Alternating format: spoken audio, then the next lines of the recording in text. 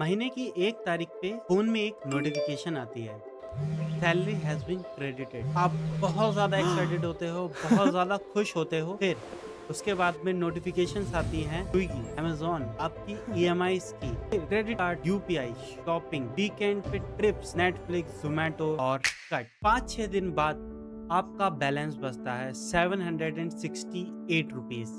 ये सिर्फ किसी एक इंसान की स्टोरी नहीं है, ये इंडिया में लाखों लोगों की रियलिटी है। अब क्वेश्चन ये नहीं है कि तुम कमाते कितना हो, क्वेश्चन ये है कि तुम्हारा पैसा चला कहाँ जाता है, या तुम्हारा पैसा तुम्हारे पास रुकता क्यों नहीं। अगर तुम भी इन सारे सवालों के जवाब को ढूंढ रहे हो तो तुम इस वीडियो को एंड तक देखना।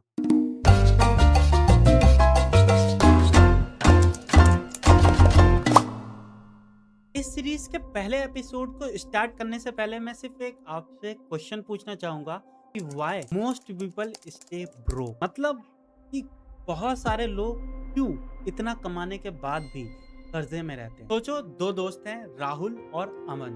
दोनों ने सेम कॉलेज से ग्रेजुएशन करी, दोनों की सेम कंपनी में जॉब लगी, दोनों की सैलरी भी सेम थी। बट राहुल का माइंडसेट बोलता था कि पहले उसको अपने पे खर्च करना है। राहुल को जैसे ही उसकी पहली सैलरी मिलती है वो लेटेस्ट फोन खरीदता है, पार्टीज करता है, वीकेंड पे ट्रिप मारता है, सब्सक्रिप्शंस खरीदता है और बहुत कुछ। मतलब राहुल की सैलरी आई, उसने फुल ऑन एंजॉय करा। और वही दूसरी तरफ अमन ने भी एंजॉय करा, लेकिन उसकी जैसे ही सैलरी आई सबसे पहले उसने 20% अपने दूसरे अकाउंट में ट्रांसफर करा। 20% पैसा सेव करने के बाद भी उसने बाकी बचे पैसे से अपना मंथ को प्लान करा। 1 साल बाद राहुल के पास थी बहुत सारी मेमोरीज और दूसरी तरफ वही अमन के पास थी एक सेविंग। कुछ साल बीतने के बाद में राहुल एक नए ईएमआई को पे कर रहा था और वही दूसरी साइड में अमन अपनी एक नई इन्वेस्टमेंट को प्लान कर चुका था। अब मैं आपसे सिर्फ एक सवाल पूछता हूँ, क्या अमन और राहुल की सैलरी सेम थी बट रिजल्ट डिफरेंट क्यों आए? राहुल अनलकी था? नहीं। या अमन जीनियस था? वो भी नहीं। ये सिर्फ डिफरेंस था माइंडसेट का। मैं पर्सनली ऐसे लोगों को जानता हूँ जो महीने का लाखों रुपए कमाते हैं बट फिर भी वो सैलरी टू सैलरी सरवाइव करते हैं। क्यों?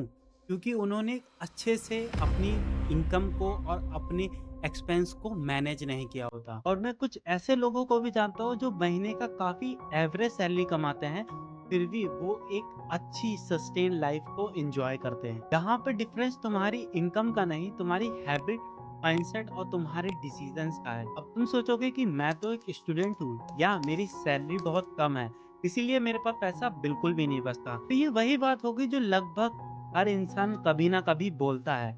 आई नो कि स्टार्टिंग में आपकी सैलरी इतनी नहीं हो पाती है या आप अगर स्टूडेंट हो आप इतना नहीं बचा सकते, लेकिन ज़रूरी नहीं है कि आपकी सैलरी और आप बचाते कितना हो। ज़रूरी ये है कि आप उस पैसे को सेव करने के लिए उस हैबिट को अडॉप्ट कर पा रहे हो या नहीं अडॉप्ट कर पा रहे हो।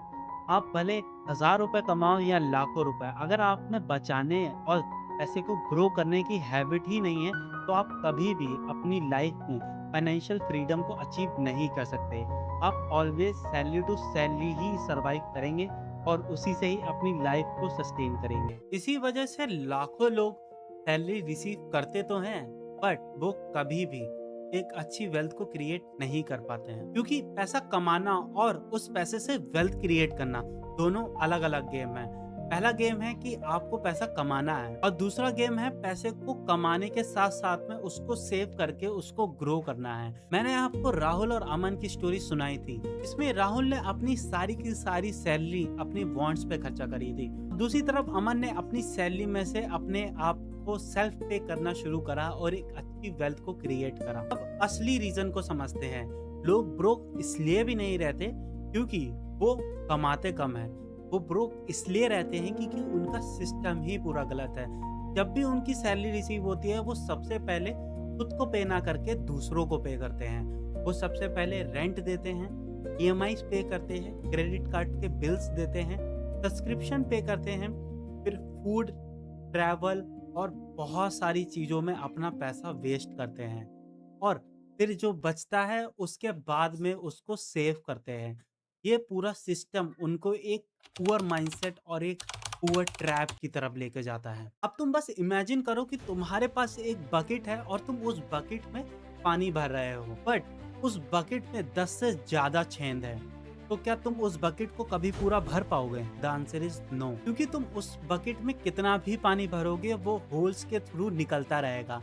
यही होती है हमारे लाइफ स्टाइल में। हमने अपनी लाइफ स्टाइल में इतने सारे होल्स क्रिएट कर लिए हैं जिसकी वजह से हम लोग कभी सेटिस्फाई और हमारा कभी पैसा क्रिएट हो ही नहीं पाता या वेल्थ क्रिएशन हो ही नहीं पाती। और जब लोगों की सैलरी बढ़ती है तो वो उस बकेट में से उस होल्स को कम नहीं करते, वो उल्टा उन होल्स को बढ़ा लेते हैं, मतलब अपने एक्सपेंस बढ़ा लेते हैं। यहीं पे शुरू होता है the concept of life style inflation. ये सबसे डेंजरस ट्रैप है। यहाँ पे लोग अपने आप को अच्छा और अमीर दिखाने के लिए अपने होल्स को क्रिएट करते हैं या अपने एक्सपेंस को और ज़्यादा बढ़ा लेते हैं। मतलब जैसे ही बोनस मिलता है वो एक नई वेकेशन पे निकल जाते हैं, जैसे ही उनका प्रमोशन होता है वो एक नई डिवाइस या नई कार की तरफ अपग्रेड कर लेते हैं, या नई जॉब लगती है या सैलरी इंप्लीमेंट होता है, वो कुछ ना कुछ एक नया एक्सपेंस को क्रिएट कर लेते हैं जिससे वो लोगों की नज़र में रिच बन पाएं। और ऐसे ही लोगों के एक्सपेंस बढ़ते जाते हैं, बढ़ते जाते हैं, बढ़ते जाते हैं, और ये रैट रेस कभी भी खत्म नहीं होती। और अब मैं तुमको एक शॉकिंग बात बताऊं, आज से कुछ साल बाद तुम्हारी सैलरी डबल हो जाएगी, तुम्हारे एक्सपेंस भी डबल हो जाएंगे और तुम्हारे बढ़ते हुए बिल्स भी और ज़्यादा बढ़ जाएंगे, बट तुम कभी भी रिच नहीं बन पाओगे। आई नो ये तुमको बहुत ज़्यादा कड़वी बात लग रही होगी, लेकिन अगर तुमने यही सिस्टम से चले तो ये होना निश्चित है और इससे तुमको कोई भी नहीं निकाल सकता अगर तुमने अपने माइंडसेट को चेंज नहीं किया। ये माइंडसेट तुमको कुछ भी करवा सकता है। और यही एक दूसरा टॉपिक निकल के आता है मनी माइंडसेट का। यहाँ मनी माइंडसेट दो तरीके से काम करती है। पहला होता है पुअर माइंडसेट और दूसरा होता है रिच माइंडसेट। पुअर माइंडसेट बोलता है कि तू जितना ज्यादा कमाएगा उतना ज्यादा सेव कर पाएगा, और रिच माइंडसेट बोलता है तू पहले सेव करेगा और फिर जितना बचेगा उससे अपने लाइफ स्टाइल को कंट्रोल करेगा। तो हाँ जी, अगर आप वीडियो के इस पार्ट पे आए हैं तो मैं तुम्हारे लिए 5 स्टेप एक्शन प्लान दे रहा हूँ, जिसको अगर तुम फॉलो करते हो तो तुम 90% लोगों से ऑलरेडी आगे निकल जाओगे। तो पहला स्टेप है, जब भी तुम्हारी सैलरी आए, जब भी तुमको कहीं से पॉकेट मनी मिले, तो सबसे पहले खुद को पे करो। जब तुम खुद को पे करोगे तो तुम्हारे पास एक कुछ ना कुछ कैपिटल जरूर होगी। सेकंड स्टेप, हर खर्चे से पहले अपने आप से एक सवाल पूछो, क्या ये एक नेसेसिटी है या सिर्फ एक वांट? अगर वो तुम्हारा आंसर नेसेसिटी हो तो तुम उस चीज को बिना और कुछ सोचे खरीद सकते हो, और अगर सिर्फ वो एक वांट है तो तुम उसके लिए 24 आवर्स का जरूर वेट करो। हो सकता है कि तुमको 24 घंटे बाद कुछ एक अच्छी डील मिल जाए या तुमको तुम्हारा माइंडसेट चेंज हो जाए, तो तुमको एक अच्छी चीज मिल सकती है या तुम्हारा पैसा सेव हो सकता है। तीसरा और सबसे ज्यादा इम्पोर्टेंट है, जब भी तो अपने लिए पैसा जोड़ो तो सबसे पहले एक इमरजेंसी फंड जरूर क्रिएट करो। ये जनरली तुम्हारी इनकम का 6x होना चाहिए। तो सबसे पहले एक अपना इमरजेंसी फंड क्रिएट करो जिसमें तुम्हारा जब भी तुमको इमरजेंसी आए तो तुम उस फंड को विड्रॉल करके अपनी लाइफ स्टाइल को या अपनी नेसेसिटी को कंटिन्यू रख सको। फोर्थ और सबसे इम्पोर्टेंट स्टेप, अपनी फाइनेंशियल एजुकेशन पे ज़रूर इन्वेस्ट करो। तुम्हारा फोन ज़रूर ओल्ड हो जाएगा लेकिन जो तुम्हारी नॉलेज है वो कभी भी पुरानी नहीं होगी। बुक्स को पढ़ो, लोगों की फेलियर से सीखो कि क्या गलती तुम्हें नहीं करनी है, इससे तुम्हारा टाइम और पैसा दोनों बच सके, और लोगों की अचीवमेंट से सीखो कि कैसे उन्होंने वो चीज़ अचीव करी और क्या तुम उससे भी पहले या उससे भी कम टाइम में उस चीज को अचीव कर सकते हो। पांचवा और सबसे ज्यादा इम्पोर्टेंट स्टेप, अपनी आइडेंटिटी को आज से ही बदलो।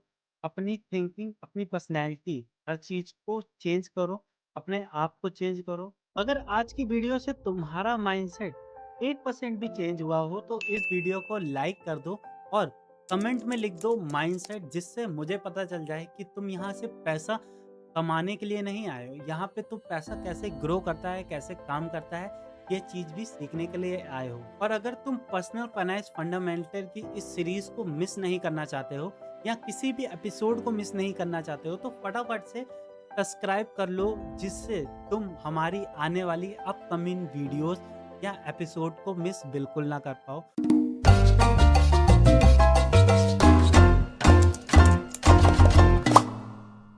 अगर इस एपिसोड को देख के तुम्हें लगता है कि पैसा सेव करना ही इनफ है, तो अगला एपिसोड तुम्हारी पूरी थिंकिंग को चेंज कर देगा। एक ऐसा इनविजिबल एनिमी है जो तुम्हारे पैसे को धीरे धीरे करके चुरा रहा है। नहीं, ये कोई चोर नहीं है, ना ही कोई ये स्कैमर और ना ही कोई ये हैकर है। इसको बोलते हैं इन्फ्लेशन।